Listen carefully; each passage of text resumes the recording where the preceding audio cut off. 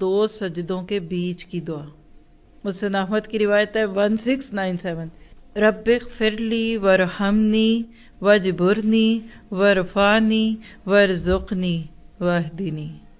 اے اللہ مجھے بخش دے، مجھ پر رحم فرما، میرا نقصان پورا کر، مجھے رزق دے اور مجھے ہدایت دے. پڑھتے ہیں آپ لوگ یہ دعا؟ کیا مانگتے ہیں آپ اس میں؟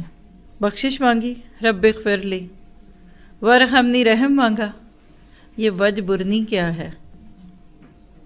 پھر وارفانی کو چلے پہلے دکھا دوں، وہ تو پتہ ہی ہے نا، بلندی دے، اٹھا مجھے. ورزقنی رزق دے، واہدنی ہدایت دے. یہ وجبرنی کیا ہے؟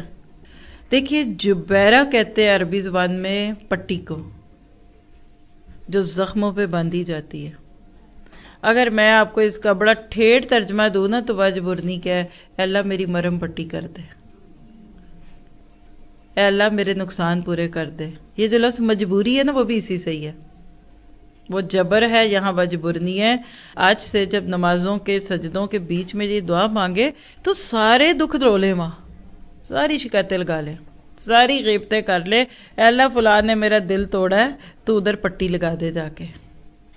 وہ بچے بھی پٹیاں لے کے پھرتے ہیں نا، چھوٹے بچوں کو بڑا شوق ہوتا ہے پٹی لگانے کا.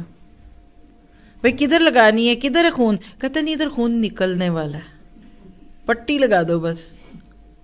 اللہ سے آپ کہتے ہیں کہ اللہ میرے زخموں پہ پٹیاں لگا دے. لوگ میرا دل توڑ گئے، یہ میرے میاں نے میرا دل توڑ دیا، دل پہ پٹی لگا دے.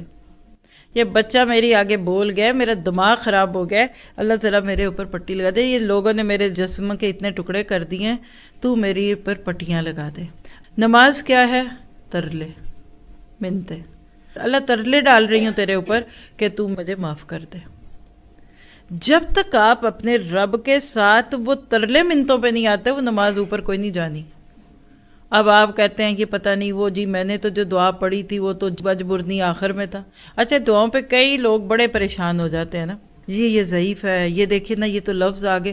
اللہ کے بندو تھوڑے سے علم پہ راضی ہو گئے ہو، آپ اپنی زبان میں آج سے کہنے شروع ہو جائے اللہ وجبرنی وجبرنی، اللہ میری مرم پٹی کر دے. جذبے تو بیچ میں لاؤ.